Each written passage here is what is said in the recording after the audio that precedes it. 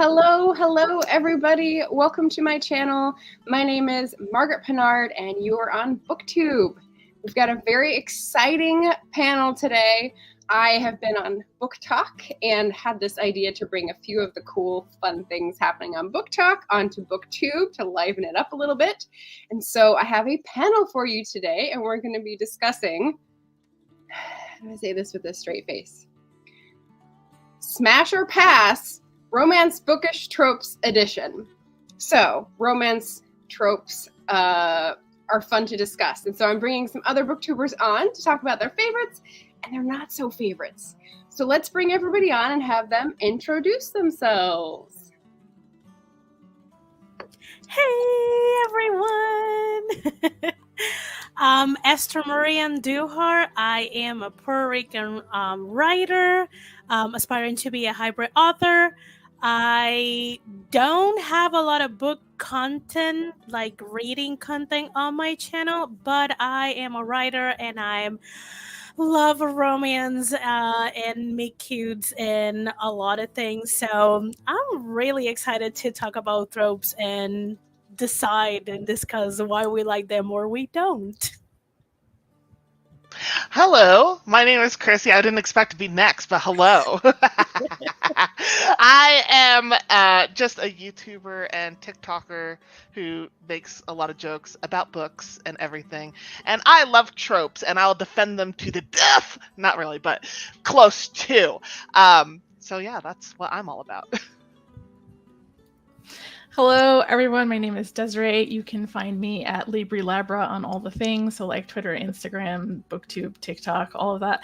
I do primarily read like rom-coms and contemporary romance, but I also mix in a lot of other stuff, and I have a monthly book club on my YouTube channel. So that's me in a nutshell. Hello, everyone. My name is Chloe. I run the YouTube channel Brunette Bibliophile. You can also find me on Instagram, TikTok, Twitter under the same name. I've been doing BookTube for a really long time, it feels like, but I read a lot of romance, rom-coms, in mostly adult and a little bit YA, but I'm kind of growing away from that.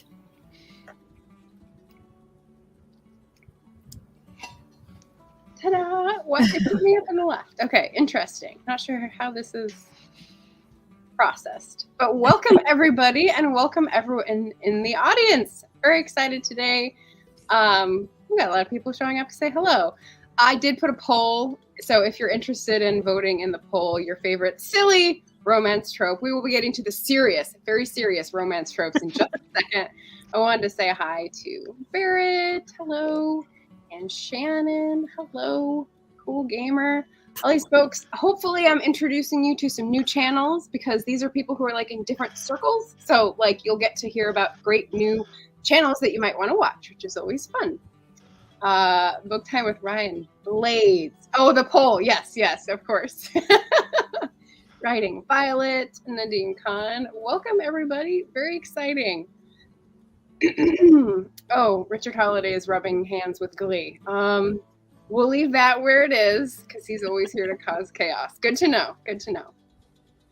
Okay, and you may have heard me before on my channel talking about tropes and not liking the fact that it's a literature thing that has been co-opted and changed into a book sort of reviewer thing. I'm going to let that go for today and just embrace it. So that's why we're okay with calling tropes like plot devices or formulas today. So are you ready for the first one? Yeah. All right. So the first one is fantasy related. It's fated mates. So feel free to like smash or pass. For this one, I'm going to go smash. I mean... This is my smash, by the way. That's 3. That's 4. Chloe? I wasn't prepared, so I'll give it a thumb up. It's okay. I'm using stuff just on my desk. Nice. I'll use my hands. I mean, I'm writing a fated mate serialized story. If I pass on it, how hypocrite I will be. Nice. And is that the Marina one on Vella? Yeah. Okay, Yeah. so Nice. awesome. That should be down below on the Ko-fi link I have in the description for Esther. Oh my So- gosh. Did we just start out with a unanimous vote so we don't have to convince me? Okay, I can deal with that. Well, we I have feel like examples? it's close to arranged marriage, which is on here too, I think. So, just saying. Marriage of convenience. Not exactly the same. Yeah. Ah, Exactly There you the go. same. Does anyone have like a special example that stands out to them as their favorite fated mates? I mean, I don't have any book specific. I do. Well, Anybody? I don't have a copy That's a of it. pretty good one. That's a good example. That is a good example. I want to elaborate a little, just that, like, Yes. you know, obviously fated mates, there's going to be lots of challenges. So like the more challenges and the more grueling it is for them to be together, the better. Yes. Like to make the characters suffer, I see. All right. Yeah, and I mean, Fated Mace is not my like absolute favorite, but the main example that pops out, and I think a lot of other people will probably consider, is literally anything Sarah J. Maas at this point. Oh, you mean? Sorry, I can't prepare. Or Active books are Well- reading. or the entire series. Oh yeah, okay. I can't read that part. That's a little small for my eyes. It's Yeah. the Throne of Glass series, which Oh, okay. has that. I haven't read that one. Yeah. Yeah. Very Nice. big on Fated Mates too. And if you've been on my channel for any length of time, you know that I love this book. It's like a comfort read. Robin McKinley. oh yes. I don't know if it really qualifies, but it seemed to me to qualify. So I'm gonna put this out for this one and recommend 5-star. Everyone should read this. I love it. Okay, well, we're starting with unanimity. That's a good start. Richard's asking about the rules. Yes, smash or pass is whether you love a thing or loathe a thing. And so this is why I'm like translating it from the would you do this person to would you read this trope, because that's definitely more classy and we're on book. Yes. Oh gosh, we're getting some interesting comments from the Peanut Gallery about the books. Okay. Next coming in to say hello. Yay. No homework. Death to homework. I agree. Okay. Next one is, now my books are on my list. Okay. Love triangle. Number 2 is love triangle. No. Oh, Chrissy. Oh boy. I got to be in the middle with this one. Okay. Right. Desirai. So do we mean like the official love triangle, or the more Are we looking at typical- poly or at poly? Yeah, are we looking at like wide shoes, like multiple partner kind of thing? Wide shoes? Yeah, so reverse Lame. harem got called out for not being exactly great for stereotypes, right? Mhm. So a lot of people are using white shoes, though I came up with alternatives, but no one seems to like those, so we're not going with that. Okay. All right. I think if the question is one person having a very hard time picking between 2 other people, then I'll go smash. Okay. I feel like I love Asian dramas too much, and all of them have them like have. love triangles. Yes. So I'm like contractually obligated now to love them because This is why I don't like them, because as much as I love K-dramas, they are the bane of my existence. I'm like, not only is clear you're gonna choose this person, everyone who's watching gonna choose this person. Just choose him. Yeah. and it's sometimes always my ones that I'm patience. rooting for that they don't choose. when there's an Oh. obvious first choice, I feel like it's frustrating. Yeah. So you fall for the second lead male character. Almost always. I'm like hoping one day it'll switch up on me where they'll actually choose the second guy character, but never happens. No, I don't think it would ever happen. Probably not. I think the closest they got is, I don't know if you have seen Queen Reversal. I think that's Well, the now it's on my closest. list. I think that's the closest to it, Okay. because the entire story is like reversing on a lot of tropes. Okay. Okay. I'll have to Jim look. brings up a good point that it's not a real triangle. In fact, it's usually, like you said, just one person having a hard time deciding between two people, and it's not actually connected at the bottom. That's true. I feel That's like true. for the purpose of the game, it's do you like it when there's a like 3 people in a difficult love situation, and usually it's frustrating. So for me, that's a pass. Yeah. Still this. I'm It's too not- impatient. It's not something I actively go searching for, but I guess if it's done tastefully, then it's fine. Yeah. Fair. Yeah. Okay, so number 3. Oh, did we have any examples for that one? I was trying to look for examples. What's funny is like I like these things, but do I read them a lot? No. Yeah. What else did I have? That. Yeah. Most of my love triangles exposure is K-dramas, not books. Yeah, I tried to think. In books, like I like them too. I just haven't read many of them that have been like. Good. I just haven't read them at all. Like, Mm. Is there's anyone here another trope that we're gonna talk about that I read more often, old? but What? Which one? Mary Stewart. She's like 1950s, 1960s writer. She's old. Like, she's a niche market, but I'm the queen of books you've never heard of, so I just thought I'd put it out there. Rosamund Pilcher fans might like Mary Stewart, and she does love triangles and stuff. So, in a tasteful way, I would say, Chloe. Oh, So- one in the comments brings Bridget Jones' Diary. oh, is that a romance? Yes. Yeah. It was fun. Was that a love triangle? Yes, that's a love triangle. Yeah, that's good. It's good. More people coming in, just saying hello. Good afternoon. We've got people choking on ginger ale. Always a Good. plus, a bonus. What's historical romance? What did I miss? I don't know. Maybe something she mentioned. Oh, okay. We've got historical romance, and there's a question on that later. So,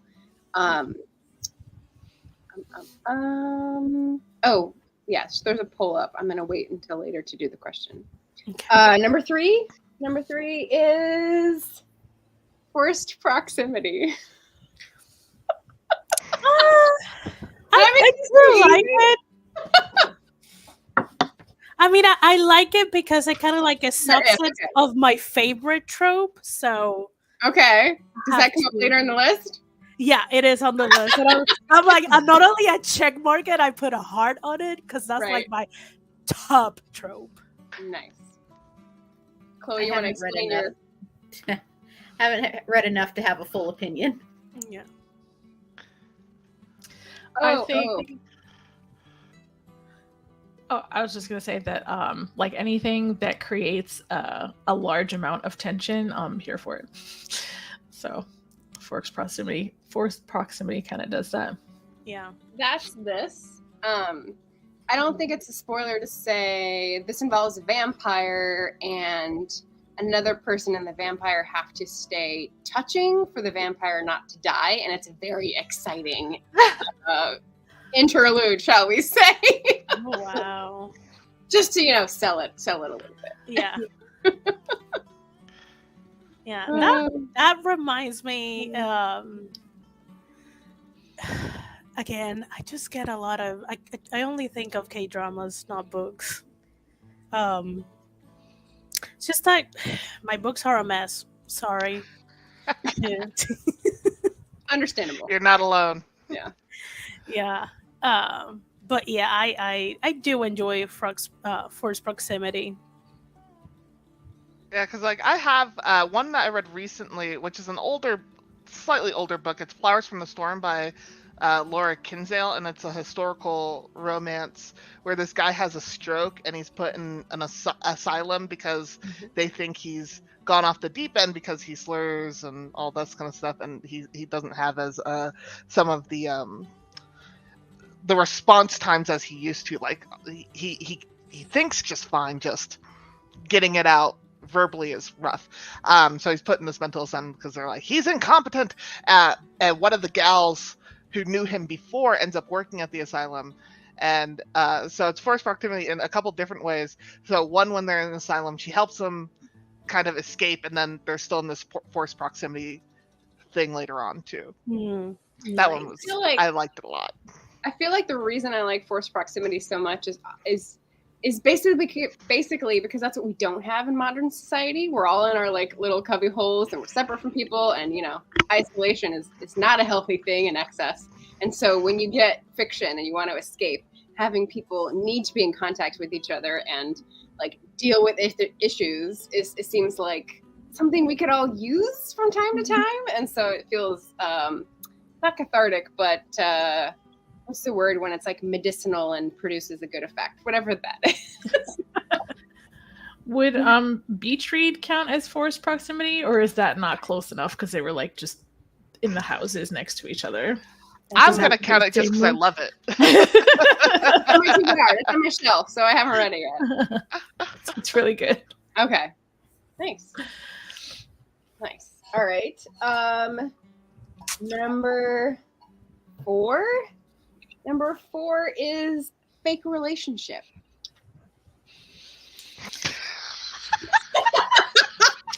Yay! I'm not alone. This is my top tier trope. I will die on the hill of fake dating. Okay, tell me an example or tell me why. I mean, anything. Like right now, like you tell me it has fake dating. I don't care about anything else in the book. I will read it. What's your favorite example? Like what comes to mind? Right now, I'm reading Love Light Farms by BB or BK Robbins. Love Life Farms by BK Borison. Oh, so good. So good. Because this is like fake dating and then friends to lovers, which I adore as a trope too. And I'm like, it's just cozy, it's Christmassy. It's just, I adore it. I'm not done with it. I agree with that. I just love it. Yeah, I'm with Nick. So this is one of the ones that like test the boundaries of believability for me, and that's why I'm just like roll my eyes at it sometimes. But yeah, it can be done well. I don't know. I just love the shenanigans that comes with lying to people that you're in a relationship with someone, and it's just like that's why I like forced proximity, because fake relationship force you to be close to this person constantly. True. To make the lie believable. True. And I love it. The lying and the pretend part about it is the part that I dislike, but I do appreciate people falling in love when they're not trying to, like when it happens completely naturally or just, by accident. So I guess I'm kind of somewhere in the middle. But the book I'm reading right now that we have a live show for later is The Shadows Between Us by Trisha Levenseller, and there's some fake dating in there. Oh, okay.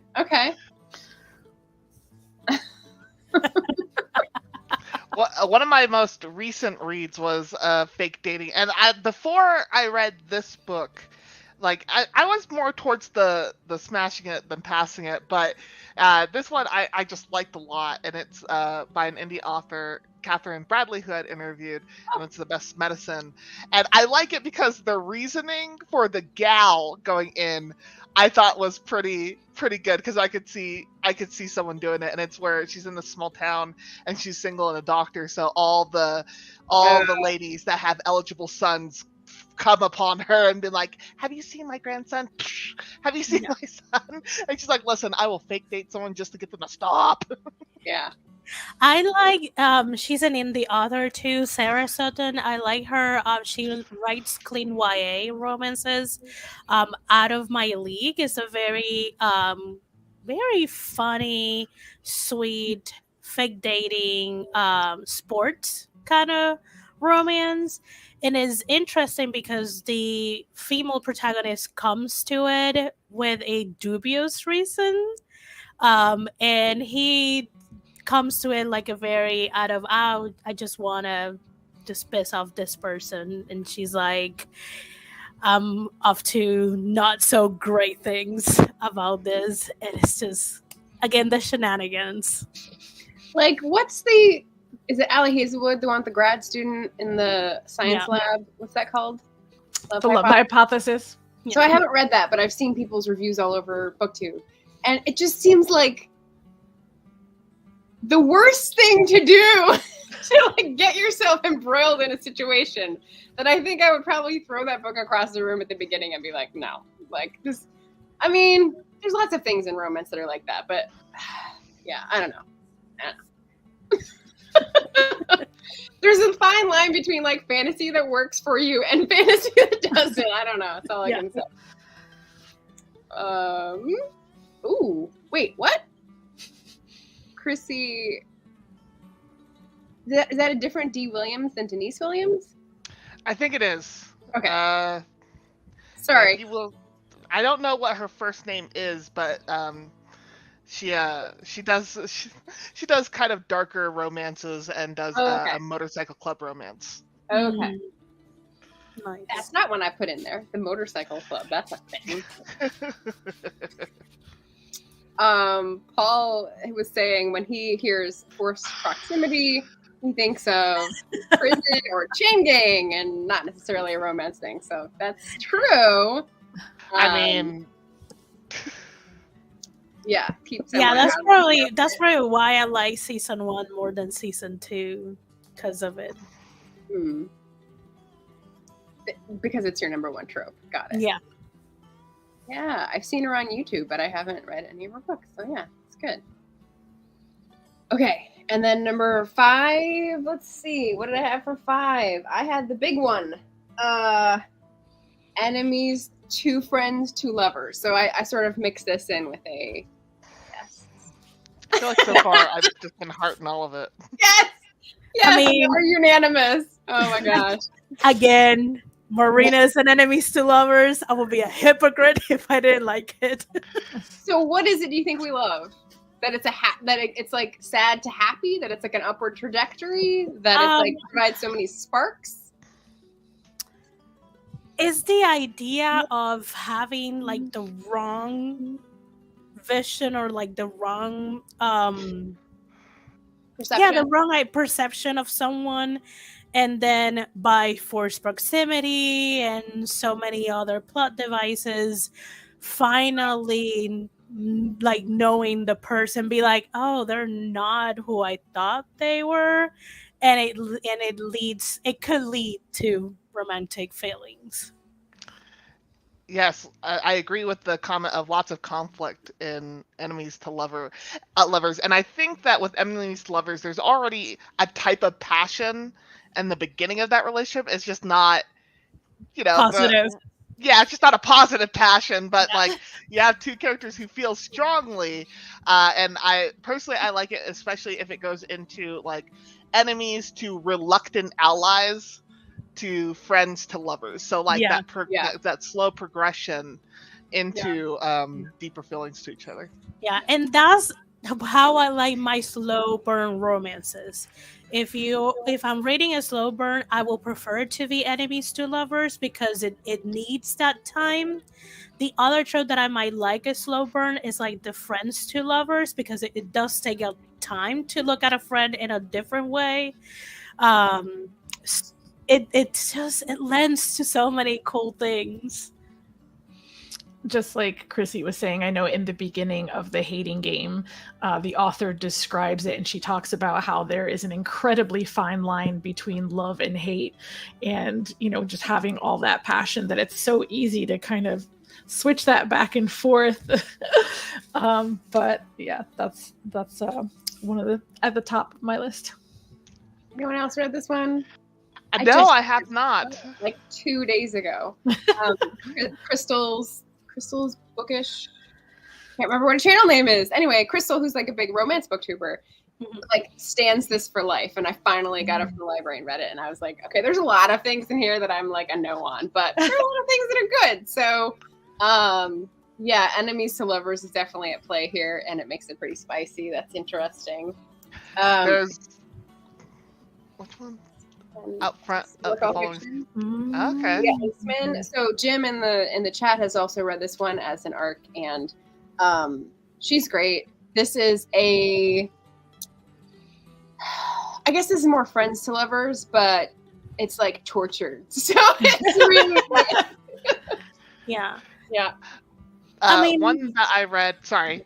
No, Go ahead. you go. Oh, Go ahead. one that I read that's a historical romance is "How to Survive a Scandal" by Samara Parrish, and it starts out as a marriage of convenience and forced proximity of these two characters, and it's very much like antagonistic at the beginning because they don't want to be in that situation, and I just like it a lot because very two different mindsets when it comes to society and how to deal with society, and then finally figuring out how to ally themselves and catching feelings later on. So I thought that was a good example of it.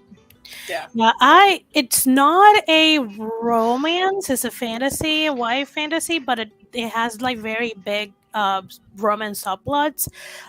Susan Dennard's Witchland series, like both of her female characters, their interaction with the male protagonists are kind of like enemies to lovers, rivals to lovers kind of situation, and it's like it's done very tastefully.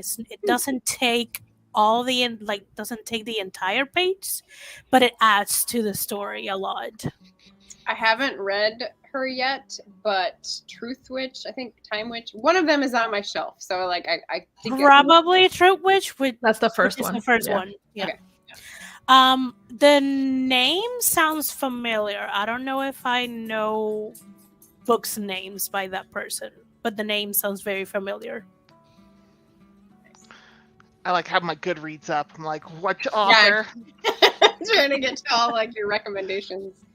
Oh, The Wall of Winnipeg. I mean, isn't that a sports romance? I feel like that one's a sports one. Yeah, I didn't put Slow Burn as a trope, and I didn't put Insta-Love because they're kind of opposite. But okay, Slow Burn. Yes. Yeah. Yes. Okay. Insta-Love.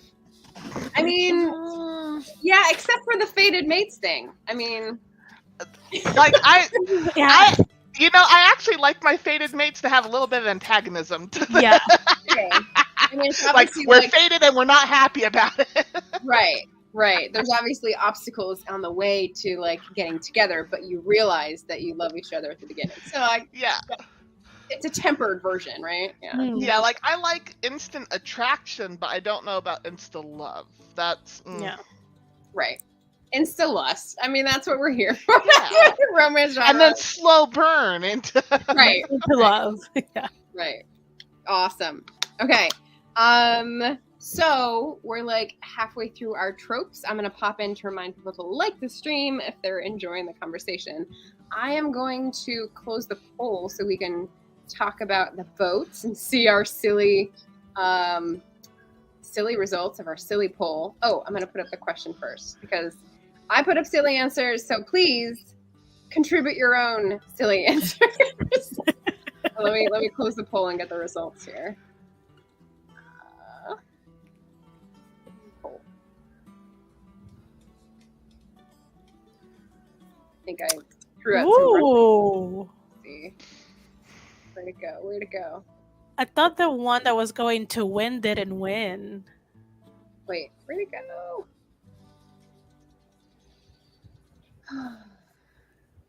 I closed the poll, but I'm not seeing the results at the bottom. Want me to read them? Because I do have Please. the page. Please. So the one that won is Travels with Too Many Blades trope with 46%. Really? So we've got fantasy Yeah. fans. Yeah. Or dark romance fans. Yeah. Second one is Messy Bun trope with 33%. The third one has a thing for his horse trope, 13%. we probably have some horse people here. And the last one was the computerized wardrobe trope with 6%. So did you see what I was shouting at with each of those? I can't talk anymore. I mean, I Computerized wardrobe was obviously a shout out to Clueless. Oh, mhm. has a thing for his horse. I was thinking of Aragorn and the Aragorn TikToks that I've seen. Oh, That man does have a thing for his horse. So, yeah. Yes. The messy bun, I don't know. I just thought that was a funny one. And the too many blades. Who was I thinking of that was like pulling blades? It's one of the mystery romances that I just read. But that could apply to a lot, I think. I feel like the messy bun is where like someone's like not exactly put together, but the other person's like, I love you. Oh my God, you're the most beautiful thing. I think that's what it is. Yeah. Which I'm a fan. You see the diamond in the rough. Yeah. That's what we all hope for, I think. Yeah. We're not discussing a trope, Nick. We're doing a pause, close the poll, and we're asking a question of the audience.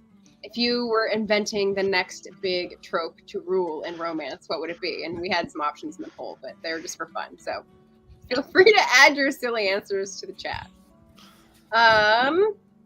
What else did I have? Oh, I wanted to draw your attention to the description. Not only do I have links to subscribe to these ladies' lovely channels, I also have a couple of resources that I thought were really cool.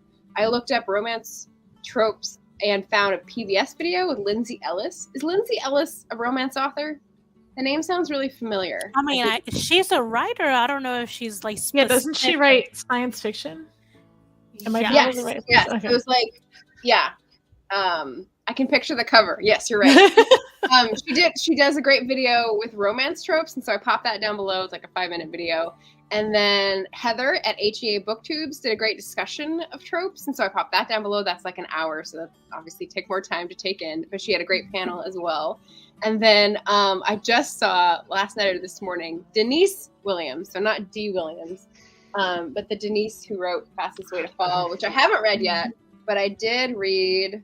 What's her first book called? I got the recommendation from Book Whimsy. How to Fail at Flirting. And Oh. that was a pretend you don't know each other because you're in a workplace. So, yeah. But yeah, so Denise's TikTok video was really cute. So I put the link to that down below too.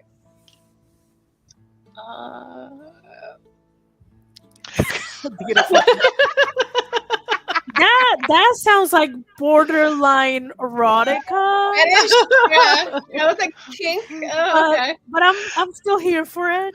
What was it? Someone mentioned that I think it's Lisa Kleypas Great. has a lot of like foot stuff in her things, and I did not realize that. Just Easter eggs. Just The Easter eggs. It's Coming in hot. put in there. I know this is kind of like a character trope more than just a genre trope, but kind of like the clumsy, like love interest, whether it's a guy or a female. That is cute. That should have a little bit of a resurface. I don't know if this is an official trope, but the standing up for the other person to like their family, friends, or whoever. Mm-hmm. That I like. Yeah. Big fan. Yeah. Yeah. Sort of the opposite of a bully romance. Yeah. Yeah. Yes. Yes. That's not in here. No, that would be I'd be like, Yeah, exactly. I think we're all well done. awesome. Okay, are we ready for the next round, second half? Yeah. I'll leave that up for a second. Oh. Okay. One bed. I can be convinced. Okay. How do we convince people that one bed is great? Anybody? Anyone want to take it? Oh my God, there's so much. But especially if they already like there's an attraction, just like having to share the bed and feeling that person's warmth. There's nothing like better than like The feeling tension. someone else's warmth. Yeah, the tension, absolutely. If it comes along with angst already building in the book. Maybe because I'm not a coddler and I just like, I need my space. I feel like I could only take one bed if one person flails in their sleep and kicks the other person. Like, And then it's a funny choosing thing. violence. Choosing violence in her romance. I think I'm more. I'm more open when like they are standing each other close by and they're like the same thing. They feel that warm. They're almost touching each other. Same with sitting, like their knees are bumping. That kind of like pulls me a little bit more than the one bed trope. But I'm not gonna close. I'm not gonna DNF a book if it's there. It's just I'm like, Yeah, no, I won't DNF a book for it, but if there's an enemies to lovers and they haven't gotten to reluctant friends yet, and they're sharing a bed, my thing is, you guys know you can get a cot at the hotel, right? Like, because I feel like that's what I do. If Where's I the fun in that? I know, I'm all about not the fun. Okay, so the sweet moment when they're going from enemies to friends and then fighting the lovers. I mean, spoilers for anyone who hasn't read Sarah J. Maas, but sorry, you're not. Don't worry about it. There's a point where they're in the one bed, but it's like they're not allowed to go past a certain line, and so it just makes the coming together point so much sweeter because you're fighting against it. So I really like that. I'm sure it wouldn't work in all circumstances, obviously. I didn't have such a good time reading that series that I barely remember those words.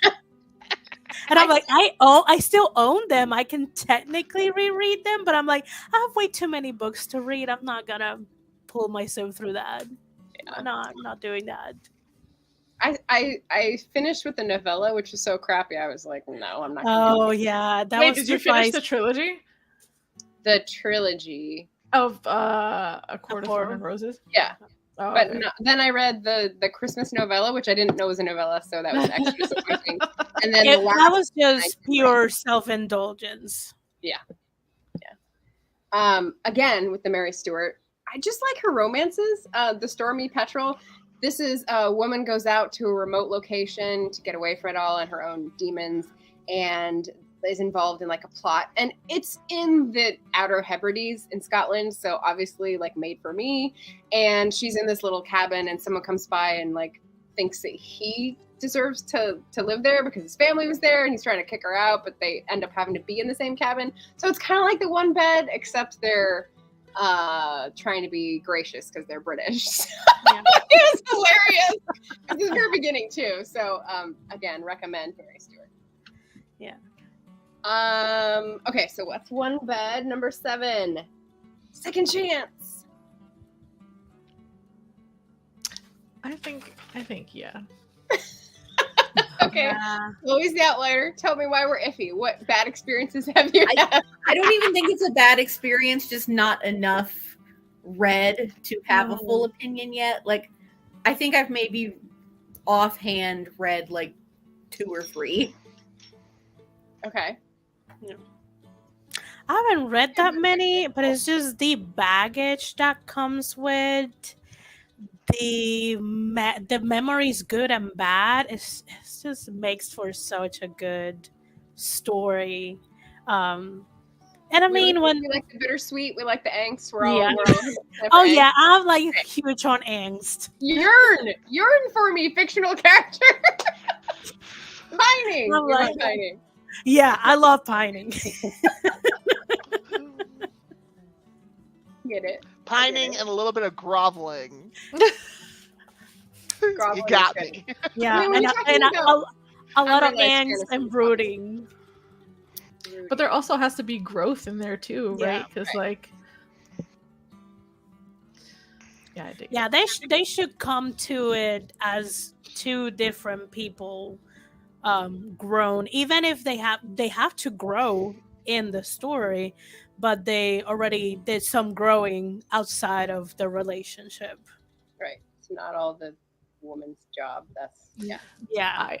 I guess an example would be Love in Other Words by Christina Lauren. I loved that one so much. Okay. Love and Other Words? Yeah. Yes. Like, I'm trying to look through. There's a couple I've read Like there's one that was like a Harlequin special edition one that was like the 5-year reunion where these two characters got a divorce just because they're like the guy was at a little bit of a different point in his life and they both grew during those 5 years, and she came to help him out at one of the family gatherings, and then they got back together again. But I'm trying to think, like I haven't read that many second chance romances, but I like them. Like the ones I've read, I've liked. There's a couple in my short story collection coming out. Jennifer, I thought petrol was another name for gasoline. That's petrol with an OL. With an EL, it's kind of bird. It's kind of seabird. So stormy petrel is like a bird that follows storms on the sea. It's very romantic. But are you ready to show that Jess woke up? This is what I look like before my coffee won bed. Good point. That's one of my favorite tropes. Yep. I don't know what you call that though. What's our new name for that? I think the messy bun. Like that's kind of what I think that is. Yeah. Especially if like they didn't sleep together, like someone came over to the house really quickly and then they like meet the other person with like their hair all askewed, like maybe makeup just smeared from the pillow and like in like a tattered robe, be like, what? And the other person's like, you're beautiful anyway. Yeah, again, diamond in the rough. Yeah. Jennifer loves it. Shannon says, using second chance in my series for the final couple. Is that in your first series or the one you're writing now? Thema thought he was lying to her and she did a curse, which is the whole reason for the series, but they'll find out they misunderstood. Oh, misunderstanding! Oh, I didn't know this. Got it. Okay. Interesting. So recommendation. Violet's favorite book is Persuasion. So yes, love Second Chance. Yes, we've got Persuasion. Of course we got Persuasion fans. This is my channel. Love it. Love it. All right. Any other examples you want to call out on like Second Chance that you read or remember? Yeah, I looked through I'm horrible at like logging in on Goodreads. So I don't have that many books logged in. Oh, again with the Laini Taylor magic. Yeah. Second, third, fourth. I don't know how many chances there are on this one. The only one I have off the top of my head, and I read it a couple of years ago, so I couldn't even begin to tell you my opinions on it, was The Good Luck Charm by Helena Hunting. But that's the only one that I can think of.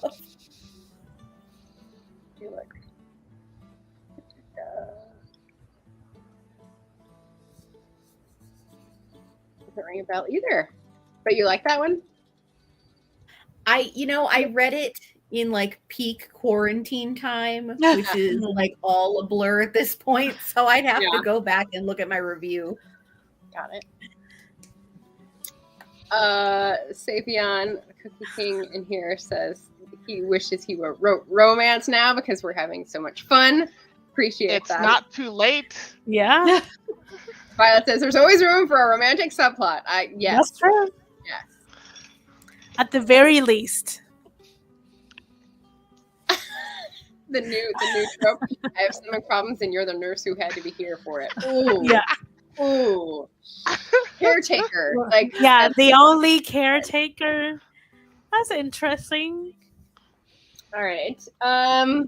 Okay, the next one I have is Secret Royal, and I'd just say Secret Billionaire to like roll it into one. I'm conflicted with this one because my higher self will want to smash it because I want to be taken care of. I'm tired of being honest. Yep. Yeah, I'm tired of caring for myself. But the stubborn, independent part of me, I'm like, no. So I'm gonna do a no. Yeah. I want to be the royalty and the billionaire. I don't want to have someone bestow money on me. Is there a billionaire Boricua on the island right now who's being taken care of? I don't think it's gonna help in that situation. So reality. If there is, let us know. I mean, if there is, I will probably don't let anyone know and smash it. Mine. But yeah, this is. Excellent. It seems to basically fall into the category of like tying and ending up too nicely for me, because it's like magic, but not magic.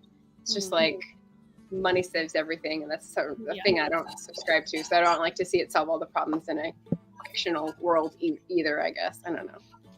I think my experience with it hasn't even been secret. It's just straight up like they're royal and everybody knows it, or they're a billionaire and everybody knows it. Except for the love interest? No, I think it's known all around. I think that's my experience with it. Because, what is the... I'm picturing a cover, but I can't... Red, white, and royal blue? No, it's not that one. It was a YA, but I'll think on it. I feel like it's Prince in Disguise, but I can't remember who wrote it. But it was basically like the main character's sister is on like a reality show where she's dating a prince in disguise or something like that. But Stephanie Cagerom? Yeah, maybe. Is and it also a red cover with some like pens and food? Yeah, Stephanie Cagerom. And also, it has a different name now. I think it's called Prince Charming by Rachel Hawkins. She might be writing under her different name, though. I can't remember.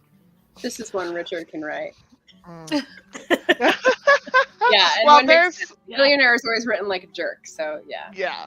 Well, there's A Princess in Theory by Alyssa Cole, which I actually liked, but I'm not a big fan of the idea of like the hidden millionaire, and for reasons that have already been said, it's kind of like just this magical, everything's fixed, especially if like the other person is struggling financially, and it's like, oh, save me. I will take if like the billionaire or royal isn't hiding who they are, it just like the other person is oblivious for a little bit, and then when they find out, I think that's fun. But I'm not a big fan of secret millionaire or secret billionaires, I should say. It's not even millionaires anymore, it's billionaires. The other thing that I find conflicted is the power play that comes and the imbalance in the relationship, and it kind of feels like icky to me. Yeah. It's like, they're not in the same like standing, and it's just not okay. It kind of makes me feel like the whole tale is more of a childish tale, because things are like, oh, money just solved everything, and now we don't have to worry because we don't have totally different life experiences because of our relationship with money, and like that would never come up in a relationship later. Yeah. I don't like all the like rules and reputation that tend to come with like either being a billionaire or being royal. Like none of that sounds appealing to me. Yeah. True. Good point. Yeah. Restrictions. Yeah. Again, the tired part of my soul will love to be taken care of, but I'm too independent and too stubborn for it. Right? Make him a woodsman. Okay. The next one we have is Marriage of Convenience. We're like, oh my gosh. Okay, we're top and bottom lines here. Okay, so this I have not read yet. I just got from the library. Are any of you Mimi Matthews fans? She's a historical romance. She's so good. She's so good with the emotional angst. And it's called a convenient fiction because it's like a marriage of convenience. So I can't wait. Okay, so why? Let's hear from the top. Why yes? Close to fake relationships, so it is adjacent to it. So I'm very open to it. It is, and it has the forced proximity because you have to live in the same space to make it believable. And obviously this is a trend. I enjoy when people lie to other people for reasons, even if they're silly, and all the shenanigans and all the guilt that comes from it and all the angst. See where I'm going? Oh man. I have a trend. I'm a big fan of Marriage's Convenience on a timeline. So one of the ones that got me, oh my gosh, I stayed up till like 3 a.m. reading it, was Ravishing the Heiress by Sherry Thomas, where they got married for convenience. He really didn't want to because he was in love with another gal, and the other gal, she actually did have instant love, but she was like, well, nothing I can do. Let's just like put a timeline on it. We won't sleep together or anything like that. Whatever. And like throughout the years, they slowly just start to love each other, and it just like it pulled at my very feelings because I felt for her so much, because she doesn't think that he loves her in that way. Like she's like, I'm glad we became good friends, but soon it's ending, and like this guy's mistress from way back in the day is now coming back into his life, and this sucks, and all the feelings that she had just ripped out my soul a little bit. And I just felt for her, like just felt it with that. So I love Marriage of Convenience, but especially if there's a timeline and you have a character who has fallen in love during that timeline, but they don't feel like they can say anything because of whatever reasons. We're getting very specific here. Okay, bottom row. Like, tell us why the no for Marriage of Convenience. My experience with it, and this is kind of where I separate it between that and fake dating, is fake dating, I feel like the stakes aren't as high in some cases, because Desirai, I can't remember if you've read Roomies by Chrissy. Yeah, I've read Roomies. Okay, I think we read that together, actually. And it was like lying to try and get like a citizenship or a green card or something, and it was like the stakes were high, but it was too much. Like it was one of those things where it's like you're lying to the government and you can get in serious trouble. Whereas like if you're lying to your family, it's like it's not as bad. And that's what I was going to say. I know that we're talking about fiction, but like if you even 100% love the person and want to spend the rest of your life with them, marriage is such a complex legal thing that happens, and you're tied together in ways that sometimes you don't even realize until you end up there. And like, it's hard for me to put it past that people would even want to get married for frivolous reasons. Sometimes they're more serious, like the one that Chloe was just describing, but it's just like, you may not know this person that very well. You don't know what their quirks are, and you're like willing to be legally tied to them for possibly ever. Like, I don't know. I take it a little bit more seriously, I guess. Also, this is a trope that can be transferred to like horror or mystery very easily. Very easily. Oh yeah. And be like traumatizing. Oh yeah. Well, I have to say, I don't think I'm big a fan of Marriage of Convenience for contemporary reads. I think, like Desirai saying, that's such a big legal tie on something that could be a frivolous reason. I think I like it primarily in the historical romance category because there's far other reasons. Even worse. Where a woman loses even more right. I know, or the fantasy aspect. Well, like that does feel a little bit more believable. Yeah, they have to unite to save the kingdom. It's like, come on. Oh man. I guess I mean, I don't think I really like it. I would still pass anyway, but there's certain settings that it might be a little bit more acceptable or believable to me and a little bit more enjoyable. I can't remember who it is at the moment. Who writes Spindle Cove? Has anyone read that? It's a historical romance series where there's like spinsters go to Spindle Cove, and like she set up several different tropes with different couples. And it's delightful because it's like blue stockings and people who were misfits, and they find their match based on various shenanigans. And, Marriage of Convenience is, of course, that's sort of a sub-theme in all of them. So, not my vote. Okay. What do we have next? Kidnapping. We're not doing it. Yeah, that's a no. Yay! Is there any voice of dissent from the chat? This happens in Crystal's favorite, The Highwayman, but yeah. It's like the motorcycle gang. It's one of those things where, like, non-consent, violence. Like, why are we promoting this? There's other ways to create tension, and nope. I will say the one motorcycle club book that I had read, it was not non-con. It was very much a consensual one between two. But yeah, no, I'm not a big fan of kidnapping, and I think this is one of my biggest obstacles into like the dark romance genre on a general thing. No shame in the dark romance game. Yeah, kidnapping just screams romance. I love you. Let's just into the night. But yeah, that's my biggest, I think, hurdle into dark romance is that there's just too much kidnapping at this point. I'm like that. I can't imagine finding love within someone who's violated you like that. So Right. I will say it's not my preferred, but I think recently I've read two, one that I enjoyed and one that I didn't enjoy. Desperate Measures by Katie Robert has a little bit of that, but I think that's more like a mafia turf war romance. Mhm. And then I just read Hooked by Emily McIntyre, and that has one scene in it, but it was also wrapped up in misunderstanding. But there was part of it where I was like, I don't know how I feel about this. Yeah, no, like I said, I'm interviewing Dee Williams, and she does the Motorcycle Club romance, and I liked her first book because I thought it was fun, and we had two characters who just really did love each other throughout the whole thing.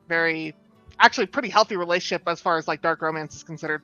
But the next book I like leads in with a kidnapping, so I'm like a little bit on the hesitant side, but I'm gonna read it, see how I feel about it afterwards. But for the most part, like it's Yeah. I don't even close to it reading it, and I don't even go close to it writing it. No. All right. Just to let everyone know, we're coming up on the hour, but I've got 2 more tropes and like links to send people out with, so we'll probably go over like 15 minutes. Does anyone on the panel have to leave immediately and want to do their? Okay, cool. Just wanted to check in. The next one is what did I write for this? Amnesia.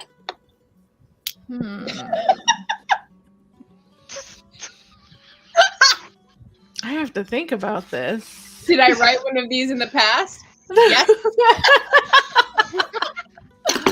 But it's a mystery, so yeah. I guess I'll pass. Okay. I read, and I had to remember, I read one that stuck out on my mind. It was a good book, but it just wasn't my favorite. It didn't speak to me. And this was a Rebecca Witherspoon called A Cowboy to Remember. I had to look it up. And it's a contemporary Black cowboy in California. So there's already a lot of stuff where I was like, where are we? What are we doing? Got it settled. And it's this woman who's a cooking show celebrity on the East Coast, and she goes out to visit people she grew up with because she got amnesia and she has a ill health and like, I don't know, whatever. She's going back to convalesce and like meets up someone she knew as a kid. So second chance romance, also amnesia. And it just seems so convenient. Yeah, that's why I don't like it, because it's too convenient. I'm actually reading a Hallmark book that has amnesia. I'm enjoying it while I'm reading it, and when I take a step back, I have a lot of problems with it. Mm-hmm. The amnesia is part of it. The female protagonist is Hispanic, and it's just there's some things that I'm like, you clearly are not Hispanic. You're leaning into very stereotype things, and you did not do much research. So I'm not having a bad time reading it, but I'm not enjoying it either. I feel like I need examples. I need to like think about this in action. Like, so are we talking about like someone suggested like 50 First Dates, or are we talking about like The Notebook sort of kind of, or like I can't even remember The Notebook. I read that so long ago. Well, I have an example of one that I love. This one's A Lady's Code of Misconduct by Meredith Duran. And this has, they weren't in love at the beginning when he has amnesia. What ends up happening is that they kind of start to form this alliance where the lady is being abused by her family. Like they're keeping her undercover and are trying to force her to marry her cousin. This is Regency times, by the way, not like modern day. But they're trying to get her to marry her cousin for her wealth. And so she is trying to get out, and she ends up starting to form an alliance with this one guy who can get her out. But then he meets an attack where he gets amnesia. He doesn't really remember things very well. So she thought he was dying, and so she's like, "Oh, by the way, I'm his wife." And so when he wakes up from his attack, he's like, "Oh, we're married. I don't remember that, but cool." And so That sounds more like while you were sleeping, like coma. it is, Like- but admittedly, I thought I loved that book because it was so well done. At first, like I did have a little bit of trouble like getting around the amnesia part. I was like, is that? But when he gets his memories back, it was just such a perfect moment. And I don't want to spoil it for anyone because I heavily suggest people read it. It's good. Like I liked how she played it out. So I don't know. I'm gonna say I think I'm in the middle for that one. Because I could think of just the idea of having, if the people were in love, having to go through all the motions to get them to fall in love with you again. There's something torturous about that, but also just like beautiful to kind of see it happen all over again. So I don't know, maybe I'm in the middle somewhere. I think I'm also burned out by all the amnesia happening on K-dramas, and I'm like, oh, not again. It's all the time. Not again. Please. You'll be like 3/4 of the way through a K-drama, someone loses a memory. Yeah, they get into a car accident and a ball hits them. I mean, you might as well just say soap opera because that's like, Yes, it's something- you're right. like, yeah. Pretty much. Yeah, Someone it gets happens a buried lot alive, in someone telenovelas, gets yeah. come back from Oh, the yeah. dead. Yeah, Eve was okay with it. Yeah. Nick said it's right if it's done well, but that's hard, so. It is hard. I actually do think that's one of the harder ones to kind of, especially for romance. I think it's like really hard. But if it's done well, then I'm down. So, I just like to lay my skeletons bare. I did it in a mystery because that seemed like the most convenient way as an author to like introduce people into some situation where they don't know what's true and what's not, is to have it like them be on the side of the character who doesn't know what's true and what's not. So I'm actually reading it right now. Ooh. yes. I was like, oh, amnesia, click. Okay, and then the last one we have is workplace romance. What did I pick for that one? Oh, no. All right, so Chrissy, why are you the other no on this one? I've read some that I've liked, like the Hating Game I've liked, but I think that was because it was predominantly enemies to lovers. I don't know. There's just it's not drawn to me. Like I think of my coworkers, I'm like, I don't want to see you guys past 5. So Okay, so I will say Denise Williams' How to Fail at Flirting was a workplace romance that really worked, but it was because there was a lot more going on. It wasn't very simple. There were a lot of other issues coming into it. And the reason I'm a no is because I've done this and it didn't work and it was a terrible experience. And so I don't want to get fiction again. No! Oh, but we have a success story. Shannon's here with a success story. I'm glad Shannon had success. We're divided on this one. I like this. Yeah. I think for me, like it works because I normally don't believe in workplace romance. Like I would probably try everything I could to avoid it. Right. And that for me is like a built up tension. Yeah, so I can see like if somebody else was really, really trying to avoid it, how that would be a very slow burn and it would just kind of play out like that. True. You do make a good point. Any good examples for this one? I got How to Fail at Flirting. Any others pop to mind? I think the only other workplace romance that I could think of was like The Hating Game. I don't know if I can think of too many others that I've read recently. Also, The Spanish Love Deception. I recently read that. It wasn't like my favorite, but it definitely had workplace romance in there. Yeah, that's true. I cannot think of anyone. Any strange workplaces that would like be even better for romance? I'm going to go out on a limb here with this one because I guess if you've read it, it makes sense, but it's not marketed as a romance, and that's Lessons in Chemistry by Bonnie Garmis. It's more of a historical fiction, but there is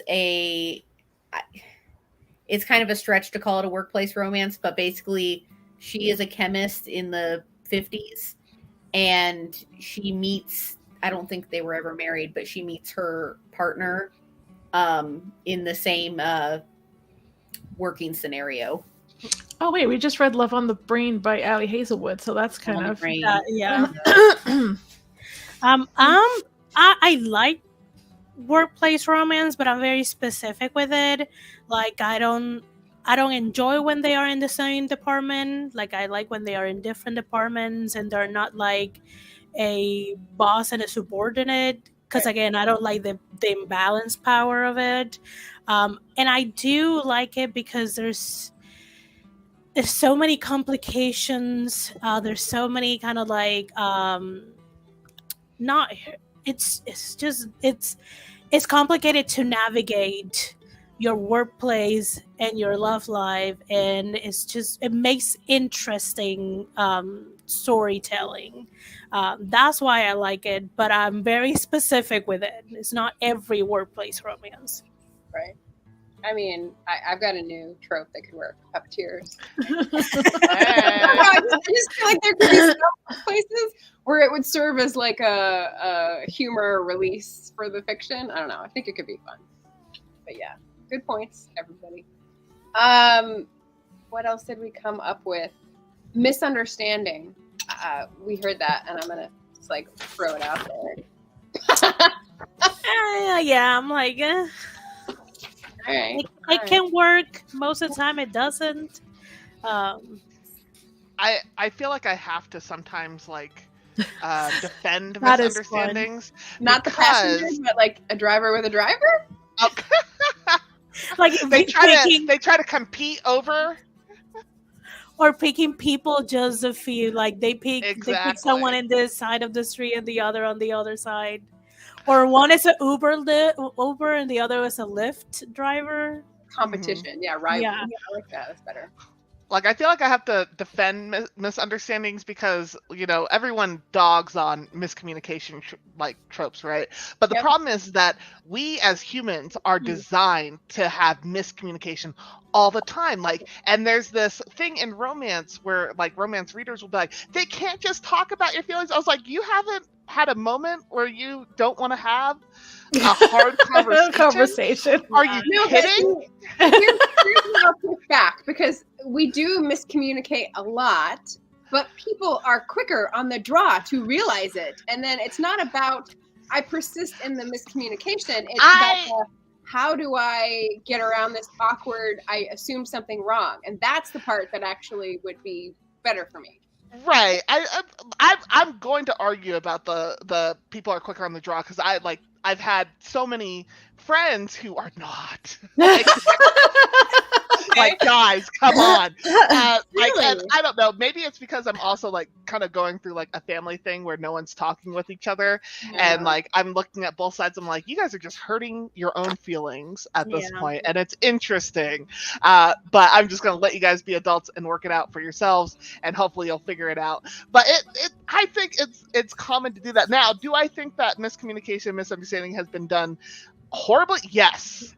Oh yes. To where it's something really frivolous, because if it's a really hard conversation, I understand that a lot more. But if it's just like what did that one kiss mean? I think you could probably discern more of that than what you're discerning right now. I think you, like Margaret's saying, you could be quicker on the jaw from that. He had a tongue, so I think that means something. Right. And the other thing is sometimes the miscommunication happens because you remove yourself. I mean, the character removes themselves from the conversation, or doesn't want to hear the other part. I'm like, you're just causing yourself your own trouble. We're here because you choose us to be here. What can you give an example? Someone leaves the scene? But yeah, like the typical character eavesdropping the other person, and they live right exactly when they will get the true understanding of the conversation, and it's just you are pages upon pages of miscommunication. You're like, if they had stayed, just 30 seconds more. Yeah. I mean, if you're eavesdropping, eavesdrop completely. Eavesdropping, I weren't dropping no eaves, sir. I'm gonna save that for the mystery conversation because that's a really good one. I just finished watching all the seasons of Endeavor, and I've been reading the reviews on a site for every episode that I watch, and one of them was like, "Really? You're getting really lazy, writer, because this is 3 eavesdropped conversations that you're depending on for this one episode. Give me a break, dude." It's pretty funny, which is like valid. Okay, so we got through like 15 there. That was pretty awesome. I'm going to wrap up with a last couple questions and then ask people for their next upcoming events. So what's your favorite subgenre or mixed genre? And I asked this with the understanding that tropes can sort of bleed into subgenres. So like if we haven't covered it, what's your sort of favorite mix of things? And people in the chat shout out as well. Because I really love like romantic suspense. Because like the mystery with the romance. I was just gonna say that I just recently learned that I really like that, like romance and thrillers. Like, yeah, it's a big thing. It's a big market. Oh, I need to find more then because I've only read a couple. But I was like, hey, I like this. I mean, there's a wide variety, right? J.D. Robb is like the biggest in that genre forever, but there's very few of hers that I would like because they're so formulaic and I don't know. Yeah. Macho, I guess. They don't have the right tone that I want. So Mary Stewart is more like my old-fashioned, slow burny version of that. So for myself, besides romance, I read a lot of fantasy. So romantic fantasy, paranormal romance. I like that. I like those genre mixes. I do like paranormal. Anybody else? Oh, go ahead. I've been reading a lot of like romance and retellings recently, specifically a lot of Katie Robert with like Dark Olympus, her Wicked Villain series. I've been reading a lot of that recently. Nice. How do you spell is it just like regular Katie or K and D? E at the end. Yeah, T-E-E. Yeah, I'm a historical rom-com type of gal.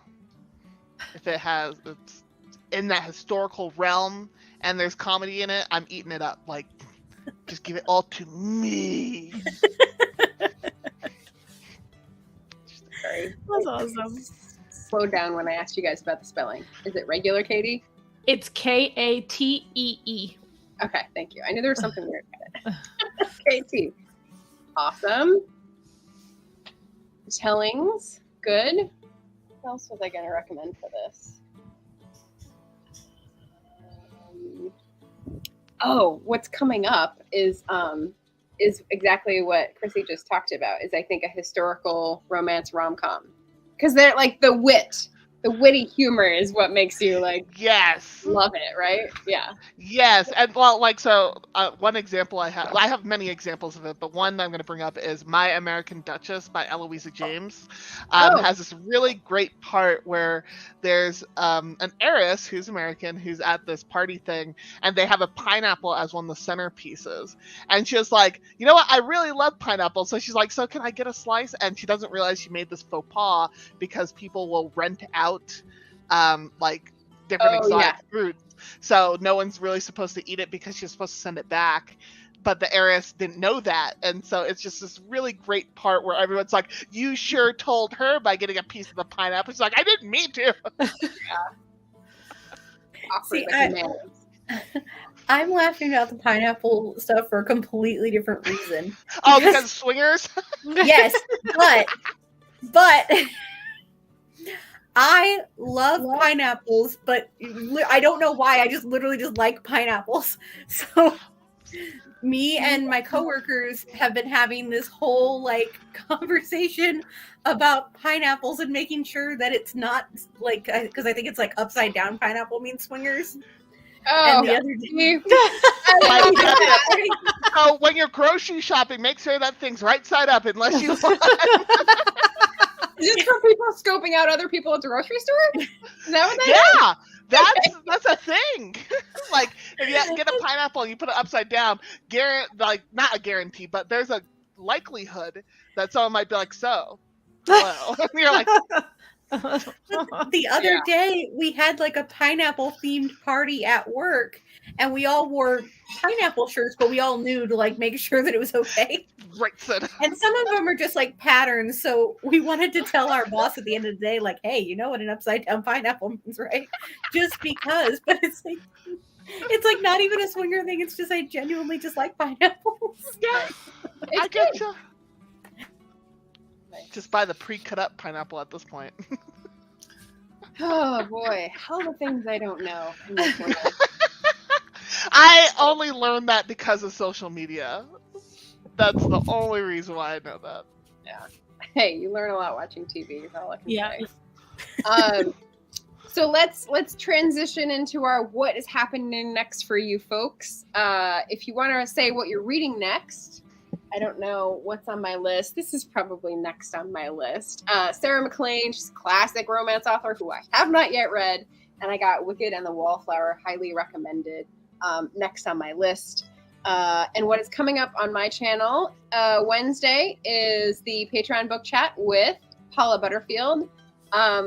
She writes about women in art. So here's the little preview. The colors and swirl of 19th century Paris come to life in this touching novel, La Luministe, about learning to truly see in art and in love. So it's about Berthe Morisot, one of the women who was an impressionist in 19th century Paris, if that is up your alley. Tune in on Wednesday at 11. And then Friday at 5, we're doing the Bookish Tropes Sci-Fi Fantasy Edition. So I'm sure there'll be some overlap, but I'm very excited about that. We got a loaded panel Friday at 5 p.m. Pacific. How about you guys? Let me pick up your links and pop them in the chat. Why don't we go Esther and clockwise?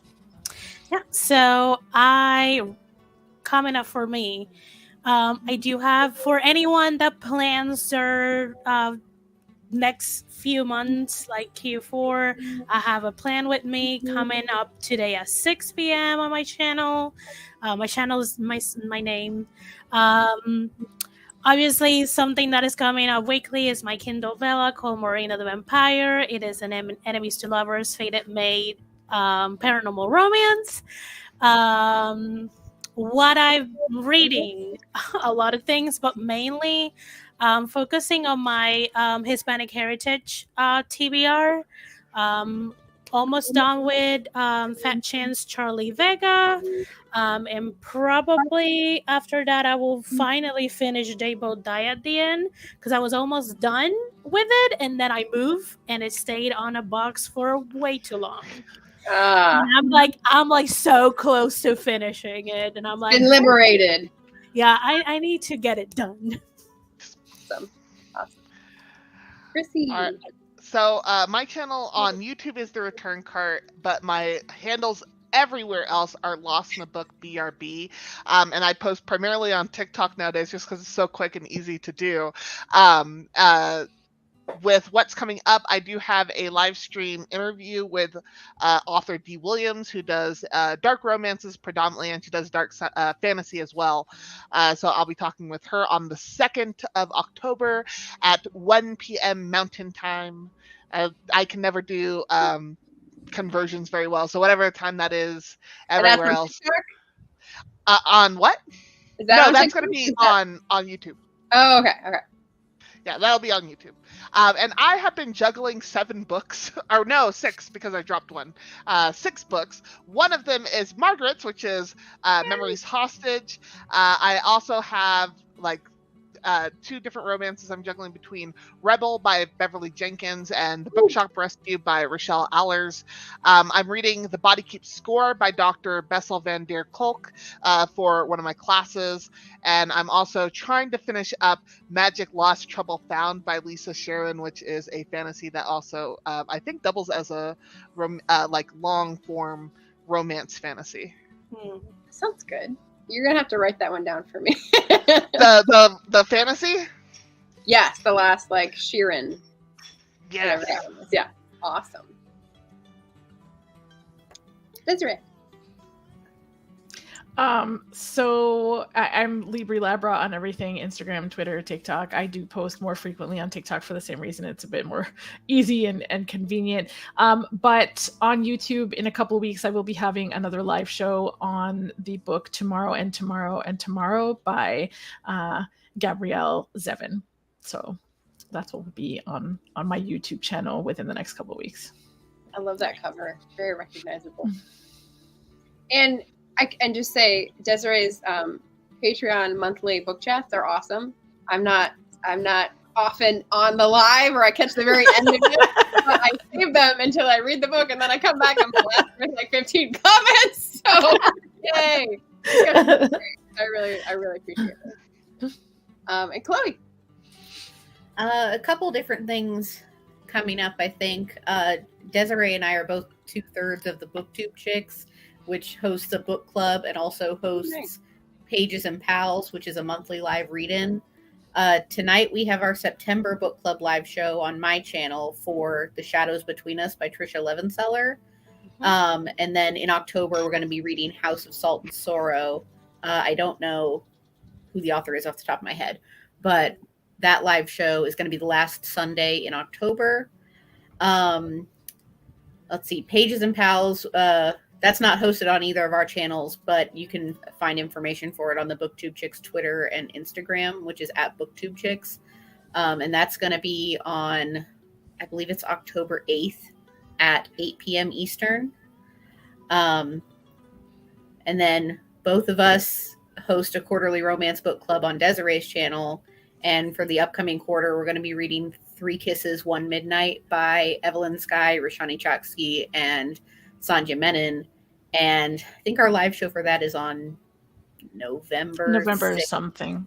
Yeah, I feel like it's November 6th, like the first Sunday in there.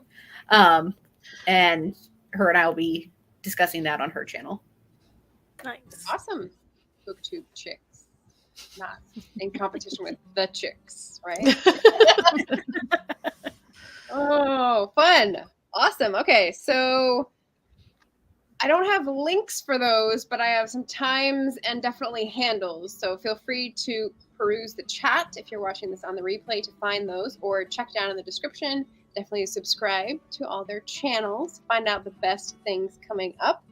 Thank you guys for visiting. Thank you guys for coming and devoting your time to talk to me about romance book tropes. This is super fun.